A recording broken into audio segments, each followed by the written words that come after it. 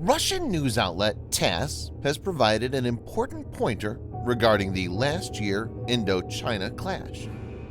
It stated, Chinese and Indian forces clashed in the region in May and June 2020, resulting in at least 20 Indian and 45 Chinese servicemen dead.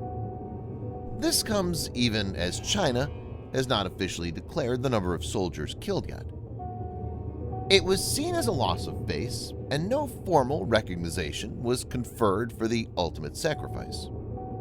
Viewers may note that the PLA is a rare military in the world that obeys not the government, but the command of the CCP since the days of Mao.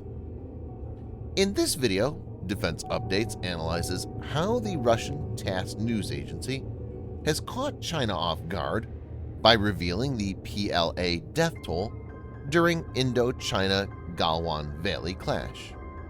Let's get into the details. This video is sponsored by the free-to-play military vehicle combat game War Thunder. We talk a lot about military vehicles on this channel, but what about trying them out for yourself? In War Thunder, you can choose from more than 1,200 playable vehicles from the 1930s to the 1990s and go to battle on more than 80 theaters of war. You can fly aircraft, helicopters, drive tanks, and command ships of all types and sizes, which have been carefully recreated from their real-world counterparts. It's available as a free download on PC, PlayStation 4, and Xbox One with cross-platform support.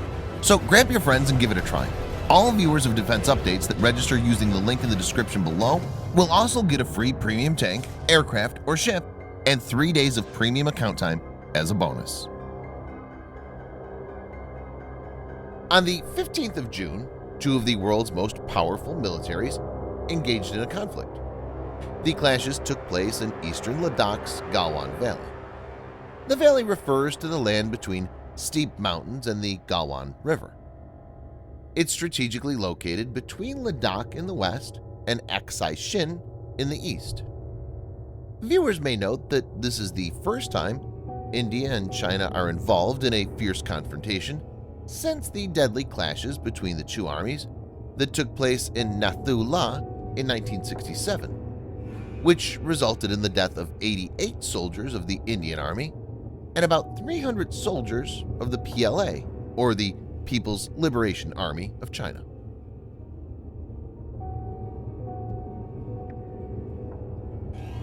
China has been objecting to India's road construction activities at the western end of the valley in the area between the Galwan Shyok confluence and the LAC. Beijing's latest remarks state that the entire valley is on its side of the LAC, or the line of actual control, which pegs the line further west near the Shyok River. India has rejected the claim as exaggerated and untenable. China has tried to change the territorial status quo gradually, post by post, island by island, instead of trying to capture in one go. For example, China first occupied the Paracel Islands in 1974, and then slowly expanded its presence southward by attacking Vietnam's islands on the Spratly chain in the 1980s.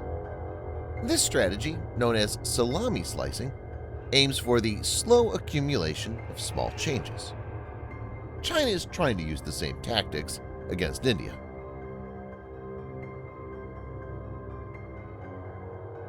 There are conflicting reports regarding the skirmish, though according to various sources, the altercation ensued in 3 stages. Both India and China have suffered significant casualties. This is actually the biggest ever military confrontation between the two armies in over 5 decades. The Indian Army stated that 20 Army personnel, including commanding officer Colonel Santosh Babu, lost their lives. The bodies of Indian soldiers were sent to their hometown and they were laid to rest with full state honor. On the other hand, China didn't disclose its numbers. Indian radio intercepts indicate that China lost 43 of its men. U.S. officials, quoting intelligence sources, said that the Chinese army suffered 35 casualties and stated that China didn't disclose its numbers as it's come as a major embarrassment for the communist regime. China, as usual, has tried to give it a twist and engaged Global Times for it. On June 17th, the editor-in-chief of state-controlled Global Times, Hu Zhijin, had tweeted that Beijing does not want the people on either side of the border to compare the number of dead bodies that the nations were left within the aftermath of the clash as a goodwill gesture done to avoid stoking public mood.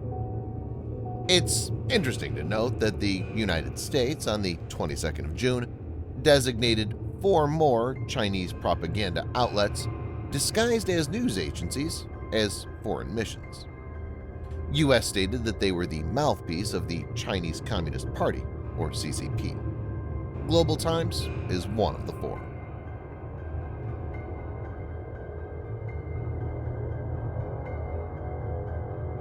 The clash exposed People's Liberation Army to a great extent.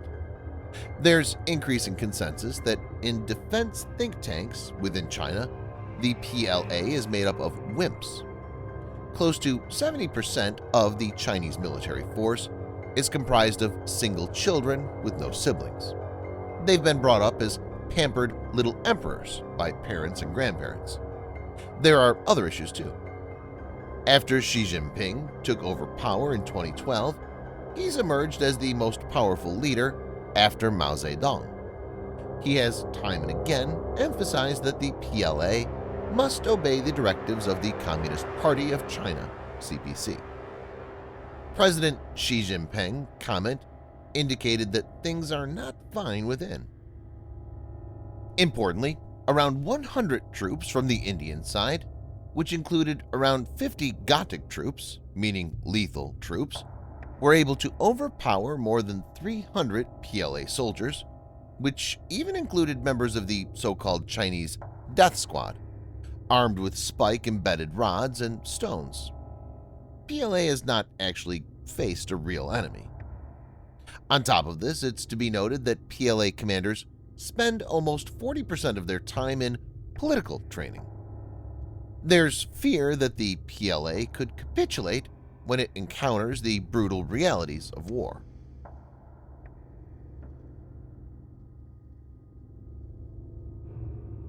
The USA Today report stated, "The U.S. believes Zhao, the Chinese general who commanded the forces involved, held a memorial service for the PLA soldiers who died in the incident, an occasion that would normally attract some form of state-sponsored publicity.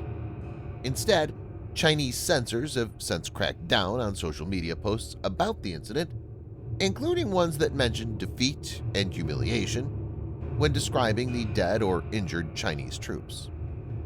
USA intelligence report indicates that this was done since China wanted to project a position of strength and claimed that it had no casualties in the standoff. The report from TASS clearly indicates that China bit off more than it can chew, and the clash is a crushing blow to the image of PLA, which has been propped up to look like a pretty intimidating force." Thanks for watching. Subscribe for more videos like this. Hit the like button if you find the video interesting, and kindly provide your feedback in the comment section. This will help us improve.